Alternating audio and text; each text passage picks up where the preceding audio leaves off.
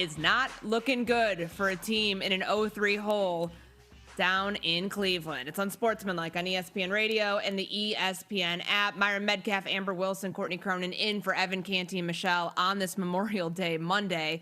And the reason I'm like trying to hold back some laughter here, because when you say something, you just try to believe it. Like, I've told myself a bunch of white lies in my life to get me hyped up. Like, man, I'm really bad at this, but whatever it might be. Like, I'm not a great marathon runner. I've never run a marathon, but I want to run one. So I'm like, I'm just going to train. I'm going to be really good at this.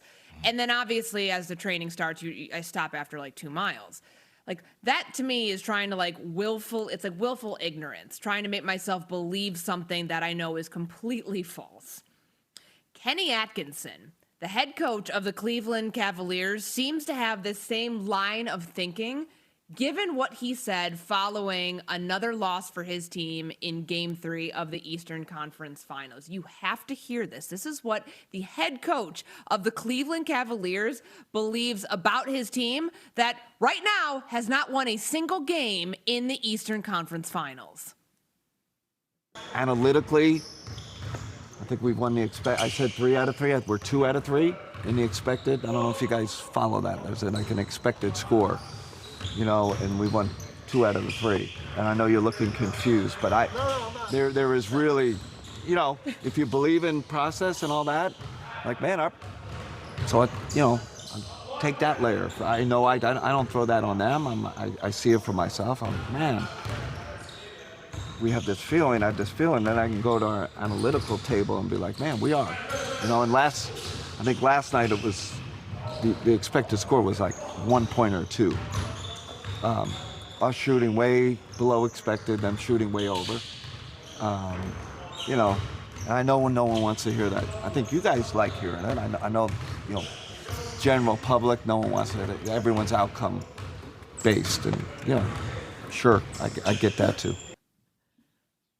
What the hell did we just hear? No. I am baffled by that. It's so embarrassing, Amber, that you just have to respect it, that he's trying to die with the lie here of, no, by the expected points category here, we should be winning these games. We're technically winning 2 of 3 games. By the actual score, 121-108, that happened in Game 3 on Friday, they lost, or rather on Saturday. I got to give Kenny Atkinson some credit here, Amber, but goodness, to not live in reality when your team's about to get bounced from this thing is just truly an act of willful ignorance that I don't think we've seen before in sports. My favorite part is when he says to the reporters, "You look confused." And then you hear kind of meekly a reporter in the background, no, keep going. But it's yes, of course we look confused. Kenny Atkinson, what the heck are you talking about? Obviously we're confused. They're coming off of a Game 3, Myron, where they shot 29% from 3. They were 12 for 19 from the free throw line. They were terrible there in Game 3. And so I don't know if all of his analytics are coming from Game 1 before the 22-point collapse when they were up. Maybe that's where he's taking all of his analytics from. But since that moment, since that collapse, it has not been pretty. In fairness to the Cavs, this New York Knicks team has been absolutely dominant over the last 10 games. I mean, historically dominant. They have been outscoring opponents by a whopping 225 points.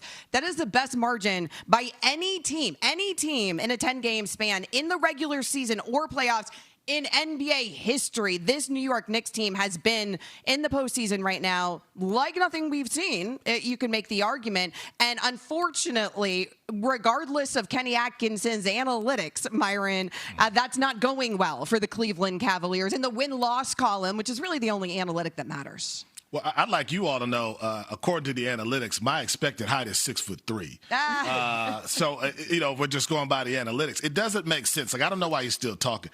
He needs someone you see those red carpets and a celebrity will be doing an interview and they say something that crosses the line and some PR person will be like, okay, interview's over. Mm-hmm. That's what Kenny Atkinson needs. He needs someone sitting next to him so he doesn't say things like this in the middle of an 0-3 deficit. I think for me, forget about the Cavs. I don't think he's going to be there, right, if this continues. How do you get another job? Who would want to hire you beyond this when you're saying things like this about a team in an 0-3 deficit? He should stop talking. So Amber, I get your point. Like, so game one, they have that 22-point lead, 7 minutes to go. They're in control of the game, and then they just absolutely collapse. I think the logic he's trying to express upon us is like, look, if you would have stopped the game right there, we would have won. He's not wrong. And he's not wrong. If the game had ended after the third quarter, we would have won. And in fact, if that was when the series ended, we would have won the series and we'd be in the NBA Finals. Yeah. Awesome. Now, if I looked like Awesome, Denzel, coach. I wouldn't be here. I'd be in Hollywood, right? I mean, so we could all talk about like what we would be. At the end of the day, they're 0-3, and you got to figure it out.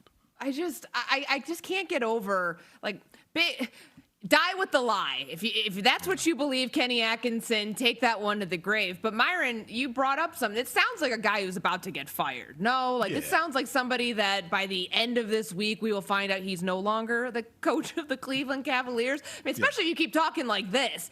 If he says something this absurd after game 4, and if it's a sweep, my goodness. I mean, he's already booked the Airbnb. We know James Harden has already solidified his offseason plans. Like, he's going to be on the first plane whenever this series is over. And I just wonder, Amber, what do these Cavs need to be competitive in the Eastern Conference? I think that's the big picture thing.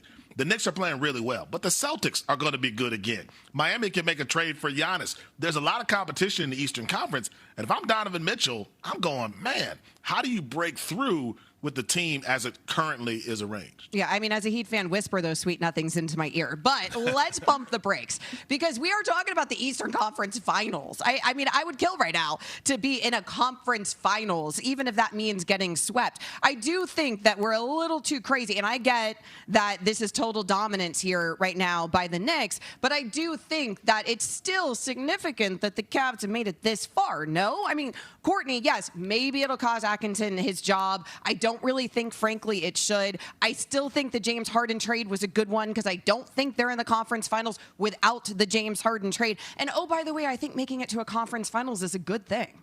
But I get that part. But this was supposed to be the year that you could take control of an East that was wide open. They made that trade at the deadline because they felt they could make a push. They wouldn't have made it just to get to the Eastern Conference Finals. And it's not enough because they're on the cusp of being eliminated tonight. Maybe it goes 5, maybe it's a gentleman's sweep, and we're talking about a different story later in the week.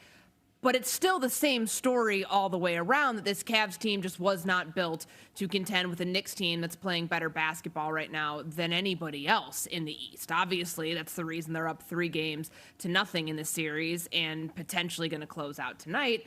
But, like, isn't that kind of like defeating the point? Like, good but not good enough? Like, yeah, you made it to an Eastern Conference Finals. This was a team, remember, that had been searching for this. They had been searching for this for years after embarrassing early round exits like last year and then the years before that. So I don't think you can look at that and say that that's a consolation prize. Like, to me, this is still a failure of a season when you've had games where, again, expected points added, all these other stats that he wants to bring up, you still were up 22 points with 7 minutes to go in game 1 and had one of the most epic collapses that we've ever seen in the playoffs. How can that possibly be acceptable when you were right there? You had a double-digit lead, a significant one, and then you lose it. Like, I can't subscribe to that, Myron. I mean, you beat the number 1 seed, right? And then you're up 22 in game 1.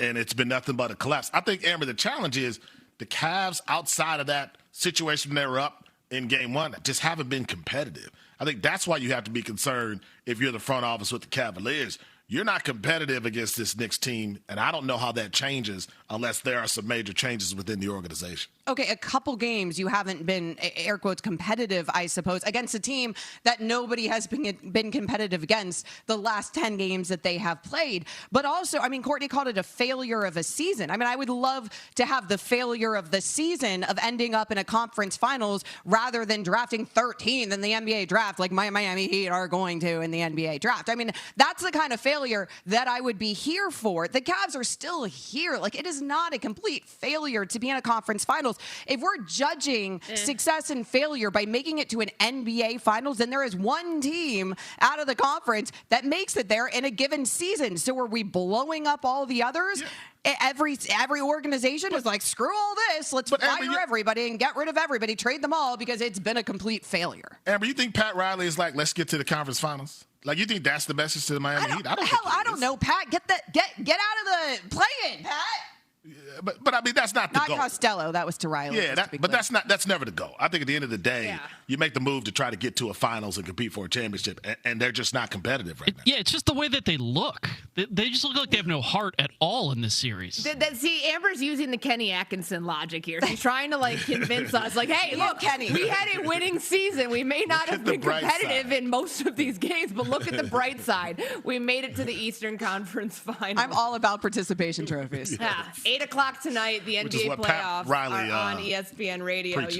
You're going to see if the Knicks end up closing this thing out or if the Cavs can sneak one win in here before inevitably bouncing all the way to Cabo. Catch postseason action right here on ESPN Radio and the ESPN app presented by Gusto. Straight ahead, 888-SAY-ESPN, 888-729-3776. Who would an NBA championship mean more for? Victor Wembanyama or Shai Gilgeous-Alexander? We're on Sportsmanlike, presented by Progressive Insurance. And I know you're looking confused, but